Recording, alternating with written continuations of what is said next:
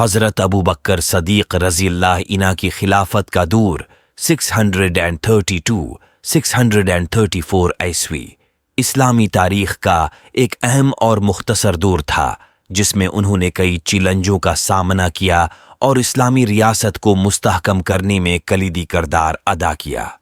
یہاں ان کی خلافت کی دور کی اہم واقعات اور کارناموں کی مکمل تفصیل دی جا رہی ہے۔ انتخاب خلافت حضرت محمد صلی اللہ علیہ وسلم کی وفات کے بعد مدینہ میں مسلمانوں کی درمیان خلیفہ کی انتخاب کا مسئلہ پیدا ہوا۔ انصار اور مہاجرین دونوں نے اپنی اپنی نمائندی پیش کیے۔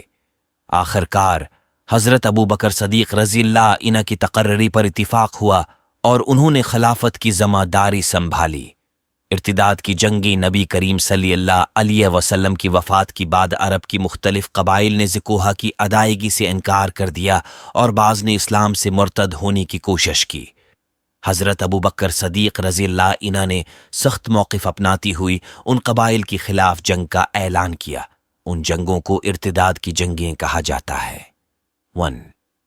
مسلیمہ کذاب کی بغاوت۔ مسلیمہ کذاب نے نبوت کا دعویٰ کیا اور بڑے تعداد میں لوگوں کو اپنی طرف راغب کیا۔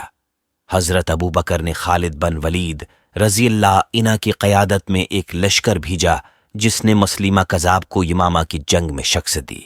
2. ذکوہا کی ادائیگی پر جنگ۔ کئی قبائل نے ذکوہا کی ادائیگی سے انکار کر دیا۔ حضرت ابو بکر صدیق رضی اللہ عنہ نے ان کے خلاف لشکر روانہ کی اور انہیں دوبارہ اسلامی نظام میں شامل کیا۔ قرآن مجید کی تدوین جنگ یمامہ کے دوران کئی حفاظ قرآن شہید ہو گئی، جس کی وجہ سے حضرت عمر فاروق رضی اللہ عنہ نے حضرت ابو بکر رضی اللہ عنہ کو قرآن مجید کی تدوین کی تجویز دی۔ حضرت ابو بکر نے حضرت زید بن ثابت رضی اللہ عنہ کی قیادت میں ایک کمیٹی تشکیل دی جس نے قرآن مجید کو یکجا کیا اور اسی ایک مصحف کی شکل دی۔ اسلامی فتوحات۔ حضرت ابو بکر صدیق رضی اللہ عنہ کی دور خلافت میں اسلامی فوجوں نے مختلف علاقوں میں فتوحات حاصل کی۔ 1. فارس کی مہمات۔ خالد بن ولید رضی اللہ عنہ نے فارس کی مختلف علاقوں پر حملے کیے اور انہیں اسلامی ریاست کے تحت لایا۔ 2. شام کی مہمات۔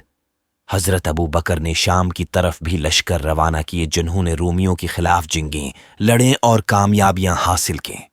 داخلی اصلاحات۔ حضرت ابو بکر صدیق رضی اللہ عنہ نے اسلامی ریاست میں مختلف اصلاحات کیں۔ 1. عدلیہ کا نظام۔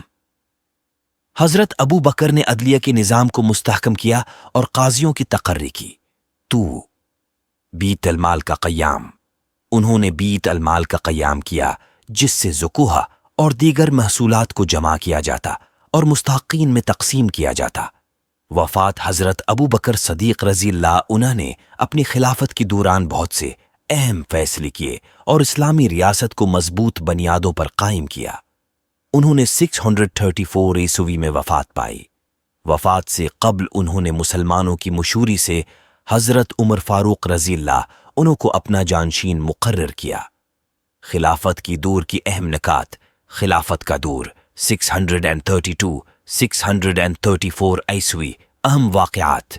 ارتداد کی جنگیں، قرآن مجید کی تدوین، اسلامی فتوحات، داخلی اصلاحات، عدلیہ کا نظام، بیت المال کا قیام، جانشین حضرت عمر فاروق رضی اللہ عنہ۔